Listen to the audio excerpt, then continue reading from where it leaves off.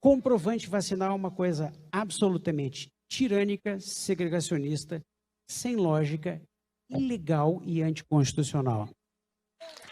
Certamente. Desses 44 estudos, geraram 65 publicações, eu tenho um prejuízo da minha absorção do oxigênio inspirado, eu tenho um prejuízo na retenção de CO2, eu posso ter dor de cabeça com isso, por causa do edema cerebral causado pela falta de oxigenação, né? Quem já... Nós vamos passar agora a palavra ao doutor Eduardo Trindade, vice-presidente do Conselho Regional de Medicina. Um dos temas que realmente trouxe um extremo desconforto para a classe médica, que foi essa questão da obrigatoriedade do uso de máscara para crianças de 3 a 12 anos. A gente sabe o impacto que a pandemia trouxe para a educação e principalmente para a população de baixa renda, né? Essa, sem dúvida alguma, foi a mais impactada por não ter o seu acesso à educação. Aquelas famílias, felizmente, mais abastadas, que conseguem dar um ferramental tecnológico para seus filhos, o impacto foi sentido, mas, sem dúvida alguma, não foi tão sentido quanto aquela população de baixa renda, né? E a gente sabe o reflexo que isso causa em termos de saúde pública para essa população, né? Essa falta dessa formação e é um conhecimento que depois nós não conseguirmos buscar.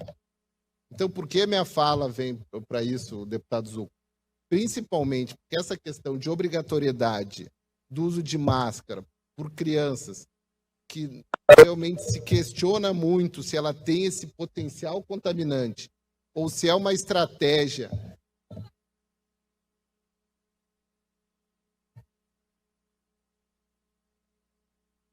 isso. Depois eu até posso falar brevemente sobre as vacinas.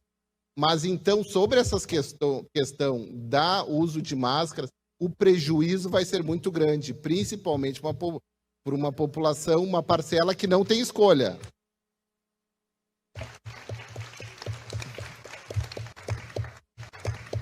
Sobre as questões das vacinas, dentro da medicina e dentro da saúde, nós não podemos ter dogmas. Tudo vale a pena e tudo deve ser discutido. E deve ser dado a autonomia do indivíduo para que se quiser vacinar ou não. A questão da autonomia não tem que ser a questão compulsória da vacinação. Se a vacinação mostra eficácia e efetividade, temos que encontrar os pontos de consenso, principalmente que essa questão do uso de máscara, dos impactos que isso vai causar nessa população. E uma população que, ao contrário de nós, maiores de idade, nós podemos decidir se quisermos vacinar ou não. Essa população de 3 a 12 anos não tem essa possibilidade de escolher ou não se vai se vacinar ou se vai fazer uso de máscara. Então, para essa população que tem que fingir nossos olhos. Vamos pensar, então, no ponto de consenso, nessa questão de ficar impactando essas crianças, que realmente vai ter um reflexo, e essas crianças não vão conseguir depois, ao contrário de nós aqui, conseguir elas escolher o que é o certo e o que é o errado. Então, para essa população que nós devemos atentar, e sobre essa questão, algumas escolas estavam obrigando essas crianças, independente da vontade dos pais.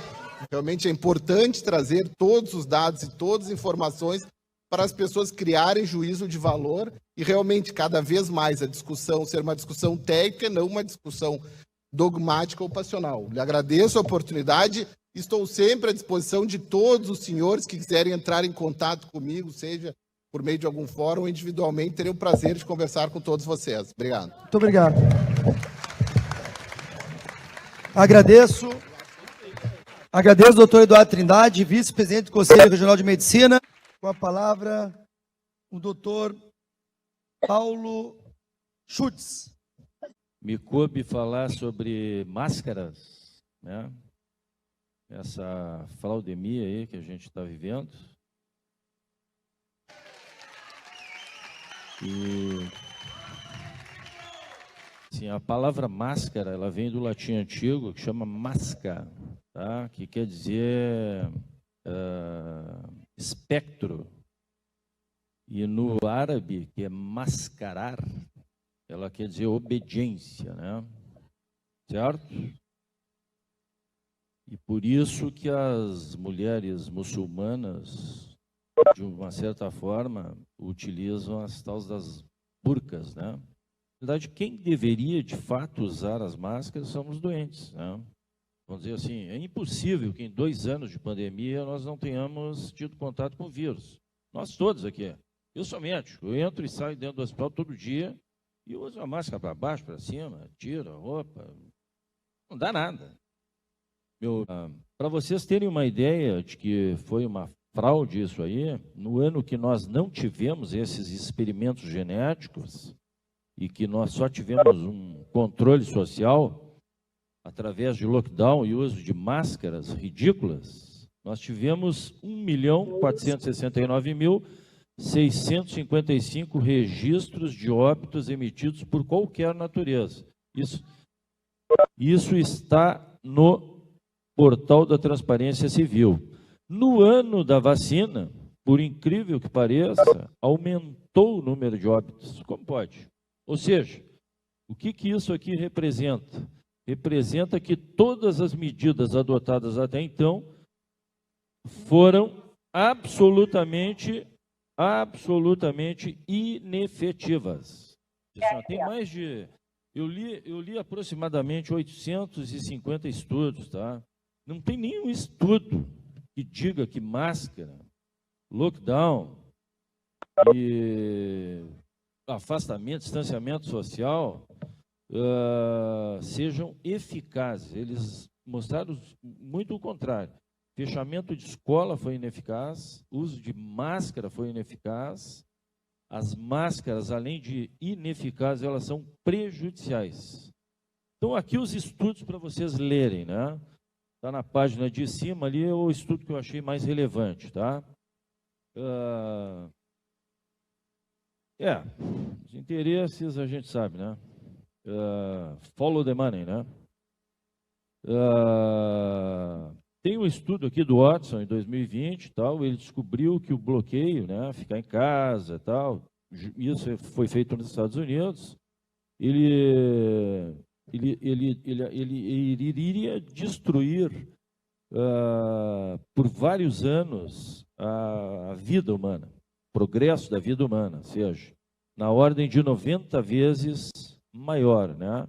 E essas pesquisas todas mostraram isso. Desses 44 estudos, geraram 65 publicações, e o que é de relevante é o seguinte: a máscara indicada, aí todo mundo fala e tal, é a tal da N95, né? A máscara que foi indicada pela Organização Mundial da Saúde e tal. Então aí, ó, vamos dar uma olhada ali nas situações estatisticamente significativas, né? Eu tenho um prejuízo da minha absorção do oxigênio inspirado. Eu tenho um prejuízo na retenção de CO2, eu posso ter dor de cabeça com isso, por causa do edema cerebral causado pela falta de oxigenação, né? Quem já foi para um lugar alto, aí, quem foi para Machu Picchu, quem já viajou e teve grande altitude, sente isso. Tá? E uma coisa super interessante, né? Que é o seguinte, é o aumento da umidade, tá? Dentro da máscara fica um caldo de cultura, a nossa boca é cheia de germes, esse caldo de cultura,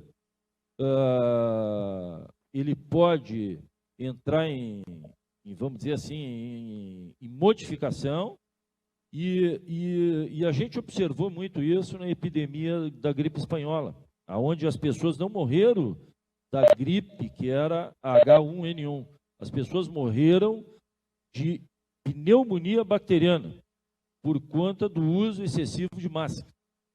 Um exemplo da FLIR, né, mostra claramente que o ar ele sai para tudo que é lado. Máscara não segura nada. Tá? E eu gosto de um cara que chama Jaime Caetano Brown, né? Ele conta uma coisa que diz assim, eu vou juntar 3 versos dele para encerrar o negócio. Ele diz o seguinte, assim: crescendo ao relento, criado longe do pai, junto ao mar doce Uruguai, o rio do meu nascimento. Soldado sem regimento no quartel da imensidade, um dia me deu vontade, eu deixei crescer toda a crina, e me amaziei com uma China que chamei de liberdade. Desde então, persigo o tempo que viaja, em qualquer parte que haja uma pátria se formando, um oprimido peleando ou uma causa em abandono, sem nunca pegar no sono, onde existem espolhados ou tiranos apossados de coisas que não são dono. Não há Brasil sem Rio Grande e nem tirano que mande na alma de um farroupilha. Muito obrigado! Excelente! Muito bom! Liberdade! Liberdade! Liberdade! Excelente, doutor!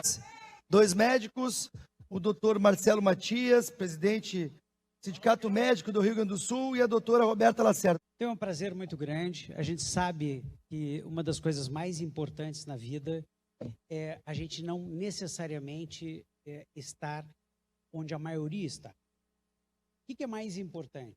O mais importante é a busca incessante e determinada pela verdade, onde quer que ela esteja. Em primeiro lugar, não tem que censurar a rede social. Todos nós temos que ter liberdade para escolhermos o que nós quisermos.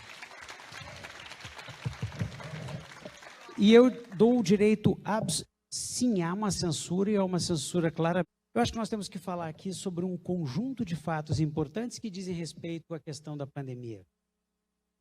E dentro da pandemia, nós tivemos, no meu entender, um grenal absolutamente inadequado, que colocou de um lado a saúde e do outro lado a politização. A politização da saúde foi algo extremamente grave. Do ponto de vista de níveis de evidência médicos, nós temos as melhores evidências, evidências A. Nós temos ainda boas evidências, evidências C. Nós temos más evidências, mas que ainda são evidências, que são evidências C. Eu falei C, mas era B. E eu tenho um nível de evidência baixo, que são as evidências D, que são as opiniões dos especialistas. E a opinião do especialista é muito perigoso no exato momento em que, tecnicamente, eu sou um especialista, eu sou um médico, e eu posso fazer com que a minha opinião esteja colocada ao lado daquilo que me interessa. E a pandemia criou 2 níveis novos de evidência. O nível J, que é dos jornalistas, e o nível P, que é dos políticos.